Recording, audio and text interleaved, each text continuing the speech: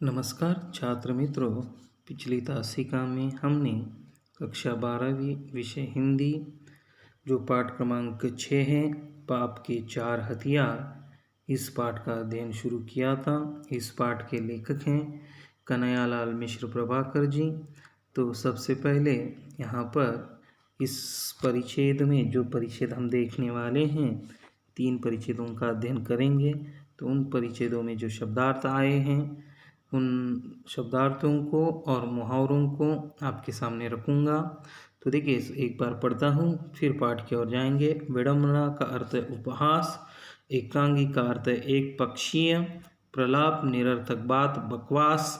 अब इस पाठ में जो मुहावरे आए हैं इस परिच्छेद में लहर को ऊपर से उतार देना, सिर झुकाकर संकट को गुजरने देना। एक एक परिच्छेद पढ़ता हूँ। आखिर इसका रहस्य क्या है कि संसार में इतने महान पुरुष, सुधारक, तीर्थकर, अवतारक, संत और पैगंबर आ चुके हैं, पर यह संसार अभी तक वैसा का वैसा ही चल रहा है। इसे वे क्यों नहीं बदल पाए? दूसरे शब्दों में जीवन के पापों और विडंबनाओं के पास वह कौन सी शक्ति है जिससे वे सुधारकों के इन शक्तिशाली आक्रमणों को झेल जाते हैं और टुकड़े टुकड़े होकर बिखर नहीं जाते। देखिए इस दुनिया में जब जब कोई अपराध होता है, जब जब कोई पाप बढ़ते हैं, तब कोई ना कोई यहाँ पर महान व्यक्ति जन्म लेता है।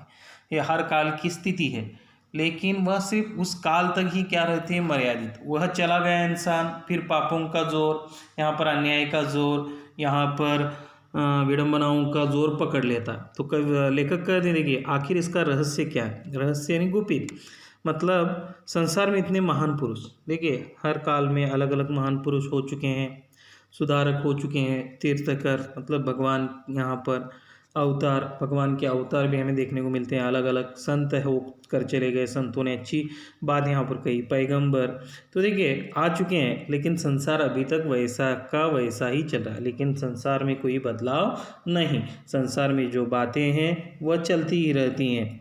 इसे वे क्यों नहीं बदल पाए? आकर चले गए, उन्होंने तत्वज्ञान बताया, बहुत सारी शिक्षा दी, बदलाव करने की कोशिश भी की, लेकिन वे पूरे संसार को बदल नहीं पाए। विशिष्ट समाज या विशिष्ट मनुष्य को ही वे बदल चुके हैं, पूरे समाज को, पूरे संसार को वह बिल्कुल भी बदल नहीं पाए। दूसरे शब्दों में जीवन के पापों और विडंबनाओं के पास वो कौन सी शक्ति है। और लेखक इसलिए कहते हैं कि देखिए ये जो संत हैं, महात्मा है, तीर्थकर है, पैगंबर है, तो यह बदल नहीं पाए, इन विडंबनाओं को दूर नहीं कर पाए। मतलब लेखक कह देंगे इनके पास कौन सी शक्ति है पाप के पास, विडंबना के पास, कि वह इन सुधारकों के शक्तिशाली आक्रमणों को झेल जाते हैं, सहन कर लेते हैं, और क्या होते हैं टुकड़े टुकड़े नहीं होते, टुकड़े टुकड़े होकर बिखर नहीं जाते। मतलब पूरी तरह से ये जो पाप है, अन्याय है, विडंबना है, ये वैसे ही की वैसे ही क्या हो जाती हैं, रहने लगती हैं। श्वा ने इसका उत्तर दिया, शाव का जो परिच्छेद है, मुझ पर हंसकर और इस रूपी मेरी उपेक्षा करके वे मुझे सह लेते हैं। मतलब कोई अच्छी बात है तो उसकी ओर दुर्लक्ष्य किया करते हैं, उसकी ओर ध्यान नहीं देते। यहाँ पर श्वा इसका उत्तर मजाक से दे रहे हैं। यह मुहावरे की भाषा में सिर झुकाकर लहर को ऊपर से उतार देना, मुहावरा यह लहर को ऊपर से उतार देना, सिर झुकाकर संकट को गुजर देना। कभी कभार ये जो पाप है, विडंबना है, ऐसा एक आधा महापुरुष पैदा हो चुका है, वह बदलाव लाने की कोशिश कर रहा है, तो वह उतनी देर तक क्या करते हैं, सहन लेते हैं। जिस प्रकार महान लोग भी क्या करते हैं, कोई मुसीबत आ गई तो उसे सह कर लेते हैं, छोड़ देते हैं, उसी प्रकार यह पाप और विडंबना क्या करते हैं, उसको आत्मसात कर लेते हैं। श्वा की बात सच है, पर यह सच्चाई एकांगी है। सत्य इतना ही नहीं है, पाप के पास 4 शस्त्र हैं जिनसे वह सुधारक के सत्य को जीतता या कम से कम असफल करता है। मैंने जीवन का जो थोड़ा बहुत अध्ययन किया है उसके अनुसार पाप के 4 शस्त्र इस प्रकार है, उपेक्षा, निंदा, हत्या और श्रद्धा। अब देखिए लेखक क्या है, श्वा की बात सच है, पर यह सच्चाई एकांगी मतलब एक पक्ष है। कभी कभार लगता है, कभी कभार डर लगने लगता है कि महान पुरुष होने के बावजूद, बड़े बड़े लोग आने के बावजूद भी, सुधारक आने के बावजूद भी यहाँ पर पाप कम नहीं हो रहा है, पाप बढ़ ही रहा है। तो यह जो बात है वह एकांगी है, मतलब वो सहन करते हैं और छोड़ देते हैं, यहाँ पर टुकड़े टुकड़े नहीं होती। यह बात क्या है, एकांगी है, एक पक्षी, एक पक्ष दिखाई देता है। सत्य इतना नहीं है, और जो सत्य होता है वह सिर्फ एकांगी एक पक्षीय बिल्कुल नहीं होता। पाप के बाद 4 शस्त्र हैं। अब ये जो पाप है, अन्याय है, विडंबना है, उनके पास प्रमुख 4 शस्त्र हैं, आगे आए हैं, जिनसे वह सुधारक के सत्य को जीतता या कम से कम असफल करता है। और ये पाप क्या करता है, इन 4 प्रकारों से जो सुधारक है उसका जो प्रभाव है वह कम करने की कोशिश करता है, असफल करने की कोशिश करता है, सुधारक के सत्य को जीतने की कोशिश करता है, मतलब उसे हराने की कोशिश इन 4 शस्त्रों के साथ करता है। मैंने जीवन का थोड़ा बहुत अध्ययन किया है। अब लेखक कहते हैं कि मैंने थोड़ा बहुत अध्ययन किया है, थोड़ा बहुत मुझे अनुभव है। अध्ययन का यहाँ पर अनुभव अर्थ लेना है। उसके अनुसार पाप के ये 4, उपेक्षा, निंदा, हत्या और श्रद्धा।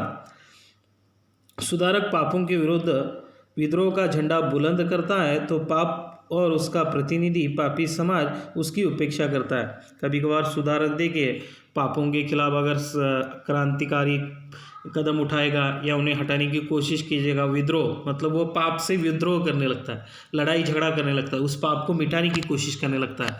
तो पाप और उसका प्रतिनिधि मतलब उसके तरफ से कोई भी हो, वो क्या करता है, उसकी उपेक्षा करता है, उसकी ओर ध्यान नहीं देता, उसकी ओर दुर्लक्ष्य करना और उसकी ओर ध्यान नहीं देता। और कभी कभी कुछ सुन भी लेता है, कभी कभी वो सहन भी करता है, सुन भी लेना, सुन कर लेना, तो सुनकर हंस देता है और उसे हंसता है और टाल देने की कोशिश करता है। जो वह किसी पागल की बड़बड़ हो, प्रलाप हो, प्रलाप का अर्थ है निरर्थक बात, बकवास। तो ये जो पाप है, अन्याय है, विडंबना है, वो क्या करती हैं, कुछ बातें छोड़ देती है। पागल देखिए बड़बड़ता रहता है, उसके और कोई ध्यान देता है, या ऐसा ही कहते हैं। तो पाप भी क्या करता है, ये जो सुधारक है वो लोगों को समझाएगा, कोशिश करेगा और चला जाएगा। तब तक हमें शांत रहना है, तब तक हमें सुनना है, तब तक उसकी उपेक्षा करना है, सुन कर लेना है, हंसना है सिर्फ, मतलब मजाक में टालना है। तो पाप उसी प्रकार अपना काम करने लगता है। इन क्षणों में पाप का नारा होता है, अरे छोड़ो इसे और अपना काम करो। और पाप क्या करता है, ये जो सुधारक है कितनी देर बड़बड़ेगा, कितनी देर करेगा, इसके और ध्यान न देना ही हमारे लिए अच्छी बात है। तो वह पाप क्या करने लगता है, अरे छोड़ो इसे और अपना काम करने दो, हम उसके पीछे क्यों लगे, वो अपना काम करेगा और चला जाएगा। थोड़ी देर हमें शांत रहना पड़ेगा, थोड़ी देर सहन करना पड़ेगा, थोड़ी देर सुनना पड़ेगा। तो हमें क्या करना है, दुर्लक्ष्य करना है, छोड़ देना है। तो इसके आगे का जो भाग है हम अगली तासिका में देखेंगे। तब तक के लिए धन्यवाद।